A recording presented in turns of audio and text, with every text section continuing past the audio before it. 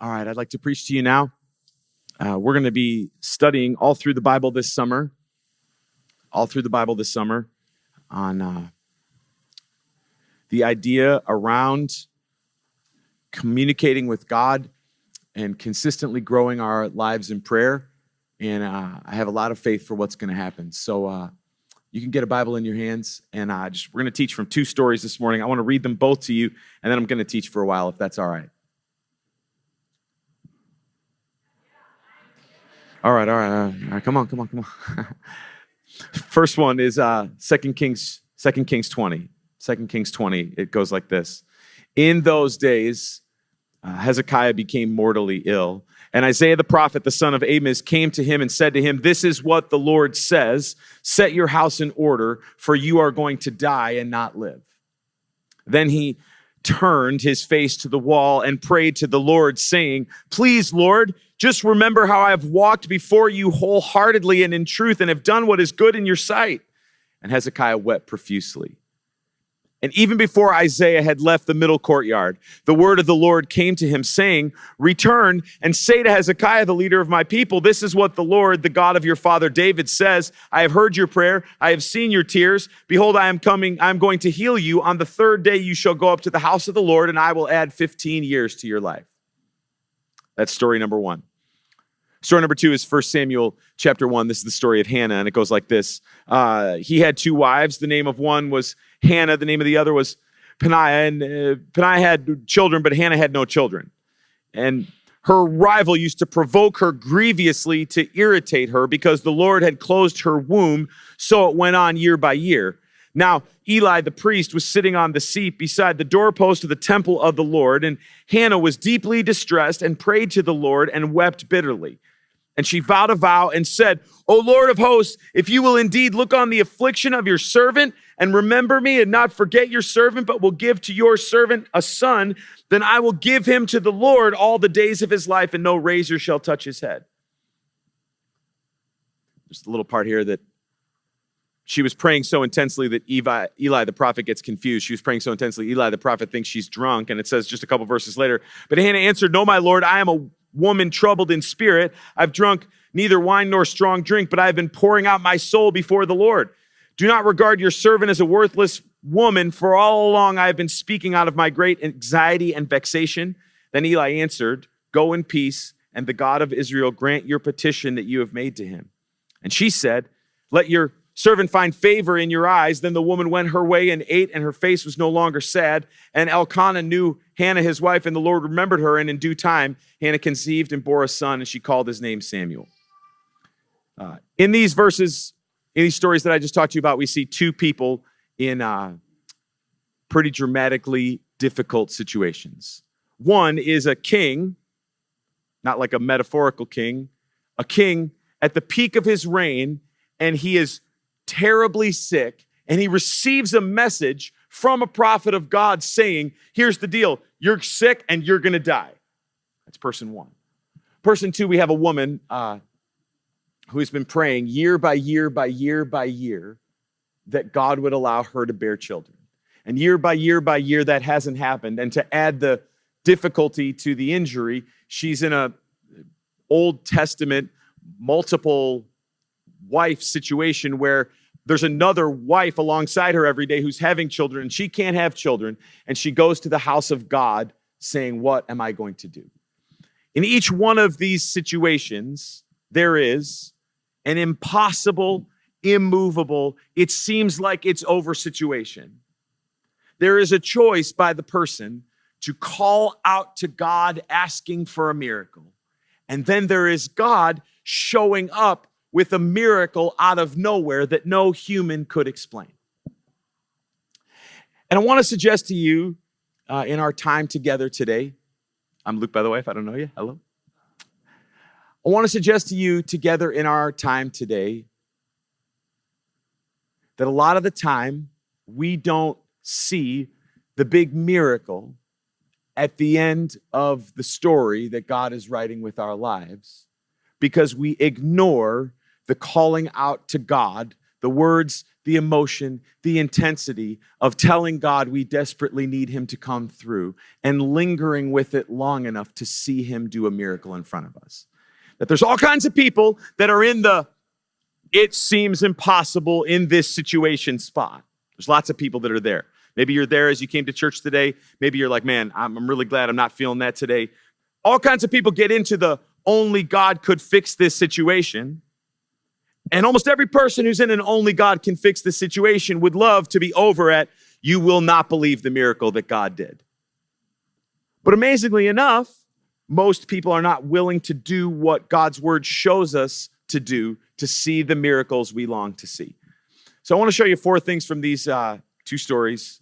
And I'm hoping that they will not just be like useful in the sense of you agreeing with them while I'm saying them, but they will move you to fresh action in your life.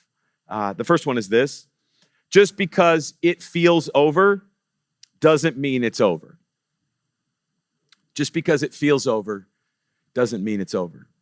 One of the things that is very difficult, like in a more of a joking way, but one of the things that's very difficult about getting old is you want to go to bed. Anybody have that feeling? Like when I was a kid, I always wanted to stay up, and now I just can't wait to go to, okay, yeah, thank you, yeah. And my teenage kids, they always want to stay up till the end of the game. The baseball game, the basketball game, the hockey, whatever. They always want to stay up till the end of the game. And so as a dad, I'm always waiting for the moment when I can kind of look at the score and look at how much time is left and pronounce a verdict of, it's over, which means it's time for bed, right? I mean, I don't know. Half the time, maybe they sneak back up and turn the TV on. I don't know. But this is the problem. Maybe nobody's paying attention to this, but there's been all these basketball games this spring where it's over, and all of a sudden then it's not over. And all I wanted to do was go to sleep, and then I have to wake them up the next morning and break the news to them that after your dad forced you to bed, you missed this thing that everybody on the bus is going to be talking about. So let's watch the YouTube video real quick so you don't have to be one of those losers that missed out because your dad made you go to bed. You know what it's like when it feels like something's over. There's lots of people in our congregation who are caring for elderly family members. And there's that kind of moment, you can always usually feel it with someone when we've kind of made it into the last part of a person's life. Just because, and we are familiar with this feeling, this relationship feels like it's over. My time at this job feels like it's over. This person's chances to turn their life around feel like they're over. And one of the things I see in the text that I want to speak over you with truth today is just because it feels over in your heart and your emotion doesn't mean that God says it has to be over. We see this in the story. I mean, it's crazy. It almost could feel like God's playing a trick on the guy in 2 Kings 20, verse 1, when Hezekiah, he's a king, and it says he becomes mortally ill. That's so sick you think you're going to die. And Isaiah, the prophet of God, says, the Lord says, get your house in order because you're going to die. And right there, Hezekiah has a choice that a lot of people face, which is, I think is the difference between fatalism and trusting in God. You ever get around one of those people where every time something starts to go bad, they kind of start to speak the negative language that just ensures it keeps on going bad? You ever get around one of these people? Of course I'd get pulled over. Oh, of course, you know how things always go for me. Of course I'd be the one that ended up with the bad doctor or the messed up situation, or of course I got the worst 4th grade teacher, or do you know those people that every time something bad, even remotely starts to happen, they just fall into their spiral of things that are bad always seem to happen to me? Anybody know anybody like that? Yeah, if they're in the room, point at them. No, don't do that. Don't do that. Don't do that. Don't do that. Do that. They already know. They're like, oh, I know. I'm the person. Yeah, I know. There are lots of people that think that passively accepting whatever seems like it's coming my way is part of trusting in God. And I want to say to you today that it is not. God did not passively accept the sin of Adam and Eve in the garden and allow all of human history to go to hell. Jesus Christ stepped into the thing that we broke and fixed it. And depending on the theology that someone has been raised around, you may start to think that this guy shows up to Hezekiah, the prophet Isaiah, and says, God says you're going to die, so get your house in order. And rather than him saying, well, guess I better just kind of lay down here, he steps into that with calling out to God, saying, God, I know that's what it seems like, and I know that's even what you've said, and I know that's even what things look like, but could you remember, God, the good that I've done, and could you bless me, and could you, God, give me more time? That passively accepting things, that just because something is the way that it is doesn't mean it's always going to be that way. Just because it feels over doesn't mean it's over. All right, I want to show you something. This is, I brought a video today. This is one of my favorite things. This is the Winter Olympics 2002 short track speed skating. Check this out. Ready? Just watch what happens. Watch how the race ends.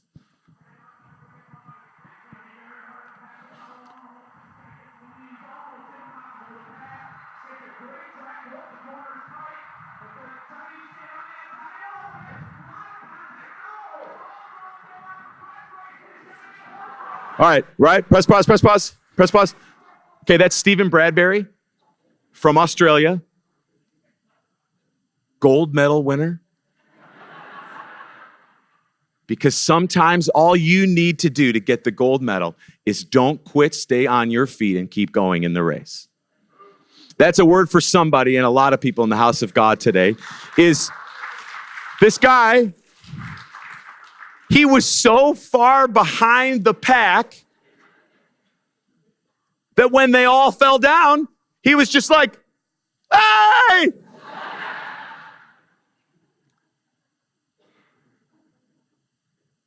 And you may be looking at where other people's kids are, other people's relationship is, other people's bank account. And you may be looking, thinking, I'm so far behind. It's over.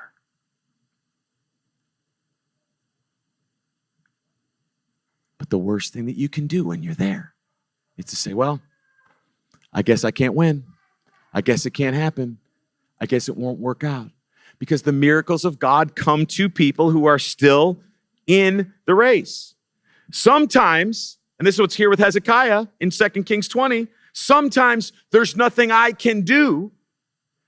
But there's never a time to stop asking God to do what only he can do. So this guy's the king of the whole country, right? He's the king of the whole country. So the king of the whole country usually gets a pretty good doctor, I would think, right? The king of the whole country, and he's so sick that they're like, I don't know, forget about the doctors, call the pastors. They always get kind of called in once it's too late. That's the way my life goes. People usually call me when it's kind of like, you could have used my help a few weeks or months or years ago. And they call the prophet in, and the prophet's like, dude, you're going to die, man.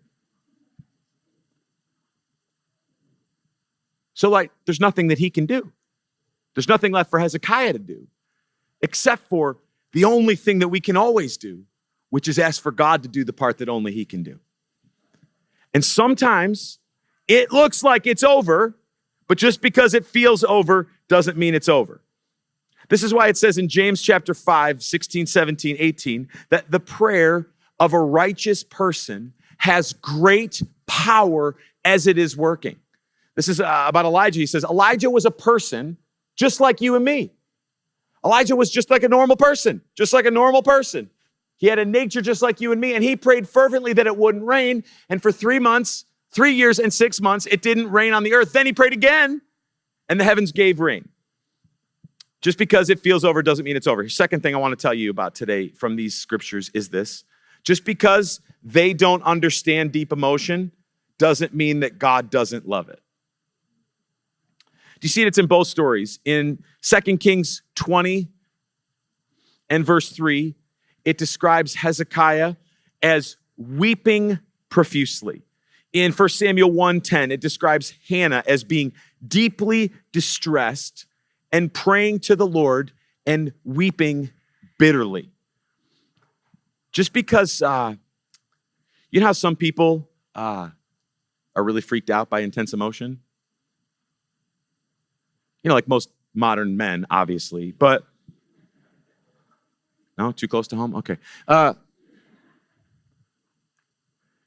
part of, and I don't know how to like perfectly wrap this up for you exactly, but part of the way that God works is that he sees not just the words that Hezekiah says, he also sees his emotion, which is how he feels about what he says. He doesn't just see Hannah's words, he also sees Hannah's emotion, which is how she feels about what she says. And this moves God to heal them, to bring a baby boy, to change the situation.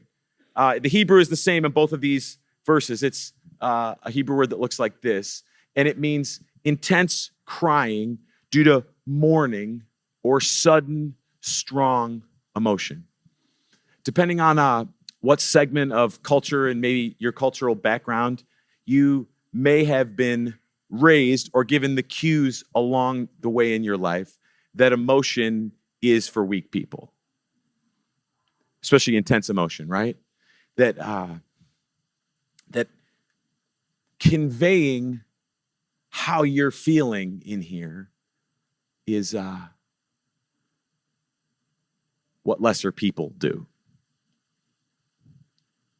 And now we've built this like multi-billion-dollar apparatus as a culture for people to go to therapy, which can be really great for a lot of people, but it's to help people normalize what should have been humanly normal to begin with, which is to be able to express the things that you're experiencing as you're experiencing them.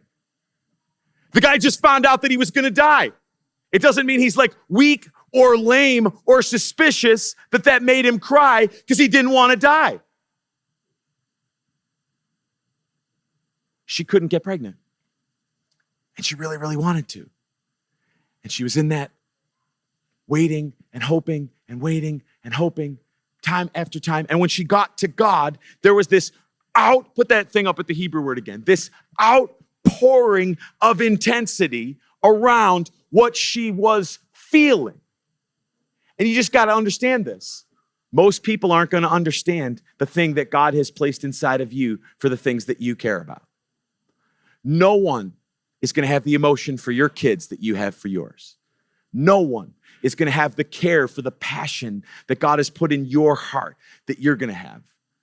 It's just the way, you just have to understand it. Bobby's somewhere in the room back in the new child section this morning. He can attest to this, that him and I, it's coming up to July 4th, and right on this block, at the other end of this block on July 4th, on the day of fireworks. Who's ever been here for that or around for that? Amazing, yeah. And there's like 15, 20,000 people just fill the whole block. And most people are just like, having a good time and hoping like nobody sees the beers they snuck in or whatever. And for me, because of the passion that God has placed in my life, I walk around the whole day with this thought bouncing around in my head and on my lips. God loves all these people. Because what other people look at as like, this is a great fun time, this is the passion that God has placed in my heart is for this community. So get your head around this truth that not everyone is going to understand deep emotion. This is everywhere in our culture. A lot of people are living with something called a managed heart. I learned a little bit about this this week. I was studying about this. A managed heart. This is a popular book that came out. But it's that a lot of people, because of what they do for work, or because of the kinds of environments that they are placed in, they're asked to surface act, which is to pretend to feel different than what they actually feel, to give body language, facial expressions, and tone of voice. A lot of people in their careers have to do this all the time, like flight attendants. You're like, put your leg out in the aisle and they trip over it and you elbow the person and they're trying to like make their way down the middle and they are not supposed to give anything other than, can I get you some more pretzels? And that many people are made to feel like they have to suppress or push down the things that are actually going on inside of them. Unfortunately, church can also be a place where emotional labor, like I can't be honest about what I'm feeling. Implicit pressure is placed on people to show up at church and seem cheerful, even if they're dealing with sorrow. And this is something we're working on together. But I guess my point is the deep emotion of the things that I am feeling about what I am facing is not something to hide from the great God of the universe who knows and loves me. It is something to bring forward towards him because he wants to do a miracle in my life. I got two more things. These are going to come a little faster. Just because other people don't believe anymore doesn't mean that I should stop praying. You see this in both the stories. We didn't really get into it, but we can do it another day. Hannah's husband, this guy Elkanah, is kind of like the first bad husband ever really recorded. And I think like every guy in a sitcom for the last like 50 years was kind of based on this guy. So she can't get pregnant and she wants to have a baby so bad. And the scripture records in 1 Samuel 1:8, I love this. In 1 Samuel 1:8, it records that Elkanah says to Hannah, "Aren't I not more to you than 10 sons?" Classic, like, totally missing the point. He's like, "You said you can't have a baby. You got me." He says, look, you see it? What? Why are you weeping? Why won't you eat? Why is your heart sad? Am I not more to you than 10 sons? Hey, baby.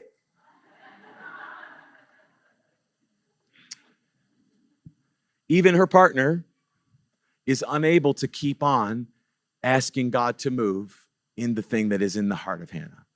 And a lot of people walk through the world with that. A lot of people walk through the world with the Burden Christian community. You're going to be in the sermon in a second. A lot of people, I texted you. You knew that. I texted you. A lot of people walk through the world with the awareness that other people used to care about their burden, but you're the only person left that still cares about the thing. Christian and I, this is Christian, our outreach director. I think we should show our appreciation to her while she's standing on the stage.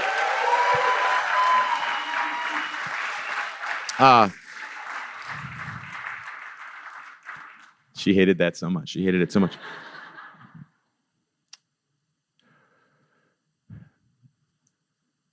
One of the things that you realize when you do work in the community like we do is everybody likes the idea of helping people until you find out how frustrating and difficult people are to help.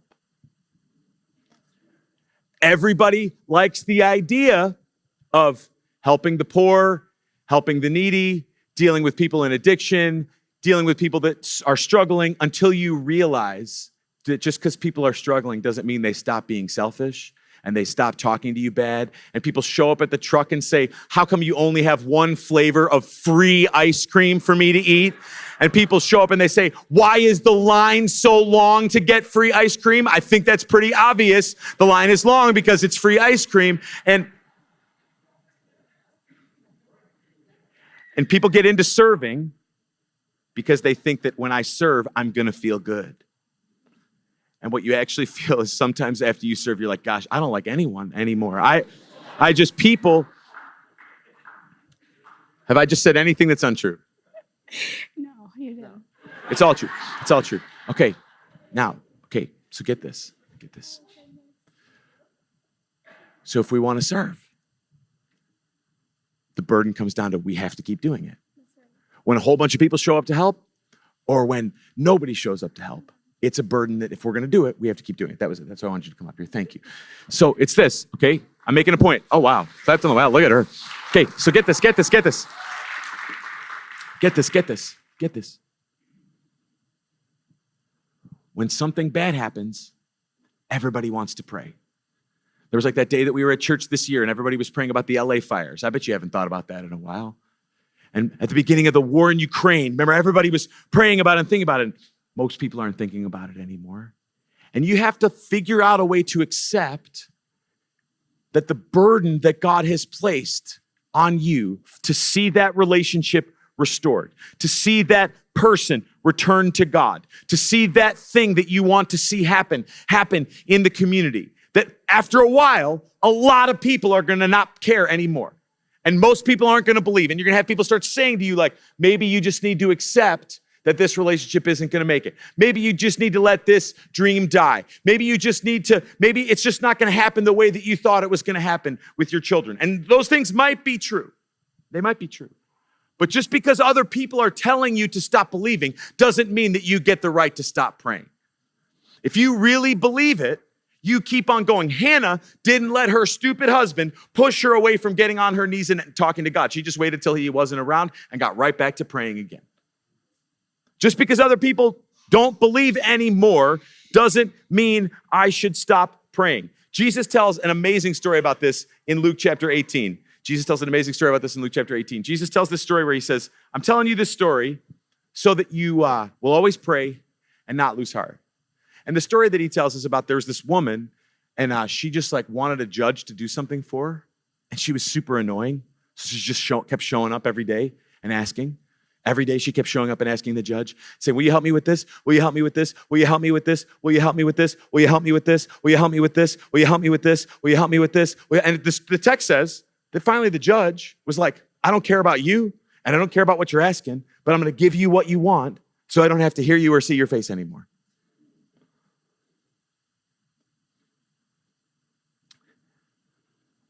I wonder how many things that God wants to do in your life haven't happened not because he's reluctant, but because God doesn't bless the prayerless. What is hard about continuing to linger in asking for God to move is that we don't know how long the timeline is, right? So if I could say to you, if I could promise you that praying for 100 straight days would bring your marriage back from death to life, would bring your prodigal child home, would bring the dreams of your heart to pass. If I could promise you that praying 100 days in a row would do it, would you do it? But you could do anything for a little while. I mean, Stephen, who was up here during the service, just did that thing, some crazy like internet 75 heart thing where he like works out 8 times a day and you drink bleach. Or I don't know what you do, but it's like a whole like real intense like workout thing that you got to post and then now that that's over, he's just on 3 donuts an hour because it's like an on, off, wherever he is. My point is that almost anybody can do anything for a little while. But the reason why staying in prayer, asking God is so hard is sometimes we have to keep doing it for weeks, months, years, and it seems like nothing has gotten any better at all. Will I still have faith to continue? Does this matter enough to you that you would pray about it for 1,000 straight days, if that's what it took for God to come through? I want to point out just one more thing in the text, and then we're just going to minister to each other for a minute. The last thing I notice in these texts that I think is useful to you and me is just because it feels lonely doesn't mean that God won't send someone to carry it with me. Both in 1 Samuel with the prophet Eli and in 2 Kings with the prophet Isaiah, God brings someone to tell the persistent prayer, the person asking God to do a miracle, to give them strength to keep on going. This is what I hope is something that is part of what church does for you in your life. But God often doesn't send a lot of people. But I learned this a long time ago, and I've seen it to be true, that wherever there's a need for someone to bear the cross, there's someone who shows up to bear it. It's crazy, right? Like, even Jesus needed this guy to come out of the crowd and help carry the cross for him because he wasn't strong enough. And part of what's supposed to be happening, you hear us up here down the street when we're at church all the time trying to say, sign up for this thing, jump in and be part of this thing. Why don't you join this thing? It's usually less about the thing and that environments where God can bring people into your life to help you carry the stuff that you really need carried are a huge part of how he gives us strength to keep on going with prayer. I have a few people like this. Tuesday this week was like a really, really, really terrible day in my life. I don't know if this happens to you ever, but it was like one bad thing happened, And then another bad thing happened. And then another bad thing happened. And then another thing happened. And I was like sitting at my desk, like trying to work. And do you ever have this feeling where like at noon, you're like, maybe I just pack it in and go to bed and like try again tomorrow? Am I the only one that ever feels like that? And I called my buddy Bobby on the phone and I was like, dude, like I just called you an hour ago. And then like since then this thing happened. And he just like kind of did that thing that people who love God and love you do, which is just like, yeah, man, that sucks. Oh yeah, wow, yeah. And then you just like absorb and normalize and just make you, and then just point you gently back to God and say, come on, you'll be all right. We'll go through this together. And I just want to, we're going to spend a lot of time this summer praying together. And we're going to spend a lot of time this summer pushing each other to say, it's crazy what people will do when they want life to be different, right? People will start taking drugs of some kind legally to fix almost any problem. And people will go to the gym. People will pretend that they like to eat kale. People will do any manner of things to see their life be not how it is, but how they want it to be. And I'm saying that the greatest thing that the God who made the universe has given to you and me is he says, if you want your life to be different, if you want me to show up and do the miracles that I can easily do, if you want things to change, the first part is you just got to ask. You got to ask. You got to ask. And we're going to spend lots of time. I know we're going to spend lots of time talking about why sometimes does God not answer. We'll talk about that. It's real and it's true. But sometimes I think, if I can, that we let the reality that God doesn't always answer the way we want make us feel okay about not doing what he says, which is ask me anyway. Jesus was in the garden saying, Lord, if there's any other way but the cross, I don't want to do it. But not my will, but yours be done. And so I just want to try for a minute here to open our hearts to trying to believe again that thing that you've been praying for, maybe now you've just kind of left it in the back burner for a long time thinking, I guess I'm just going to be one of those people that has one of those kind of marriages. I guess I'm just going to be